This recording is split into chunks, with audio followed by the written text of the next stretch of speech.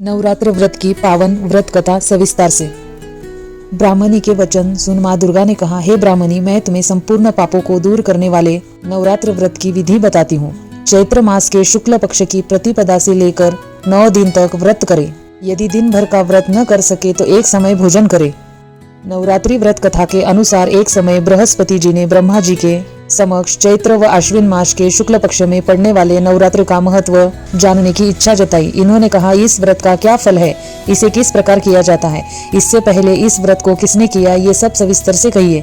बृहस्पति जी के प्रश्नों का जवाब देते हुए ब्रह्मा जी ने कहा, हे बृहस्पति, प्राणियों के हित की इच्छा से तुमने अपने बहुत अच्छा प्रश्न किया है। जो इंसान मनोरथ पूर्ण करने वाली दुर्गा माँ, महादेव, सूर्य और नारायण का ध्यान करता है वे धन्य है।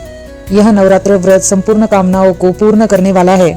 इस व्रत को करने से पुत्र, सुख, धन, विद्या और समृद्धि मिलती है। इस व्रत को करने से रोग दूर हो जाता है, घर में समृद्धि की वृद्धि होती है, बंधा को पुत्र प्राप्त होते, समस्त पापों से छुटकारा मिल जाता है। जो मनुष्य इस नवरात्रि व्रत को नहीं करता वह अनेक दुखों को भोगता है। यदि व्रत करने वाला मनुष्य सारे दिन का उपवास न कर सके तो एक समय भोजन करे और 10 दिन बांधवों सहित नवरात्र व्रत की कथा का श्रवण करे।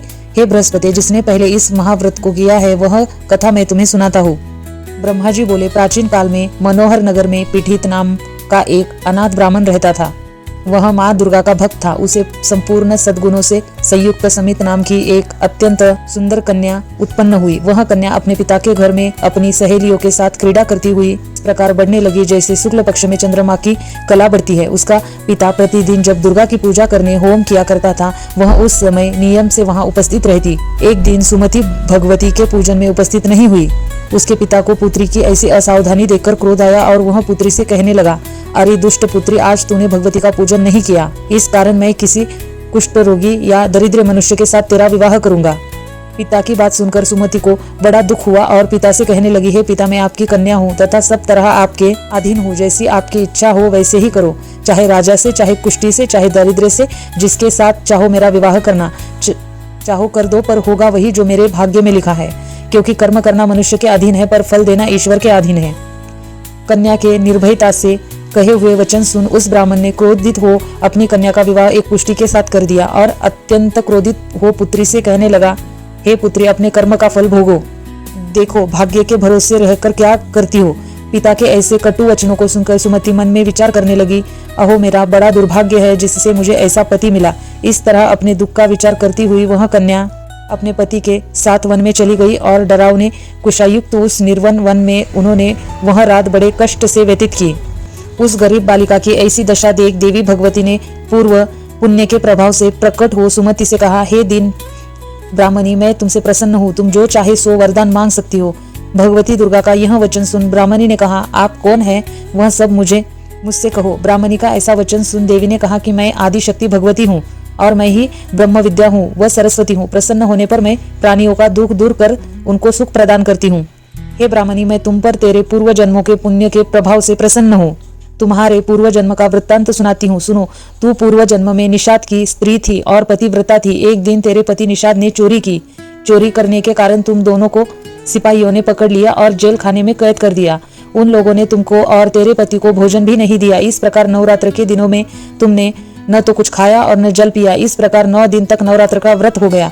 हे ब्रह्मणी, उन दिनों में जो व्रत हुआ, इस व्रत के प्रभाव से प्रसन्न होकर मैं तुझे मनोवच्चित वर देती हूँ। तुम्हारी जो इच्छा हो सो मांगो।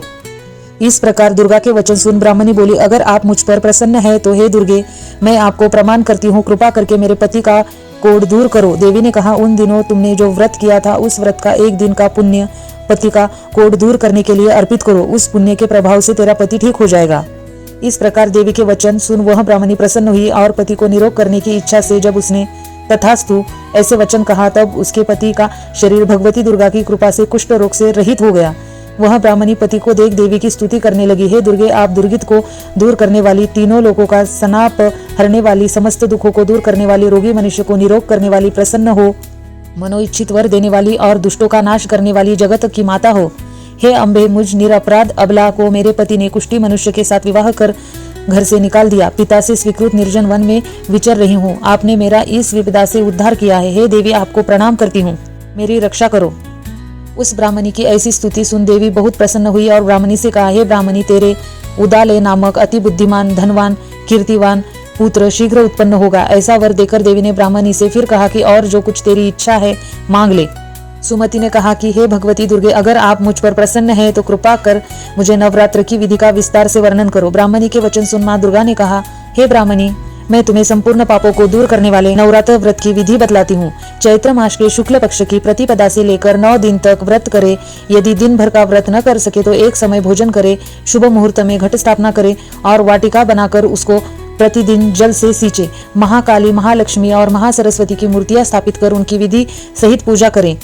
बिजोरा के फल से अर्घ्य देने से रूप की फल प्राप्ति होती है। जायफल से अर्घ्य देने पर कीर्ति, दाग से कार्य की सिद्धि होती है।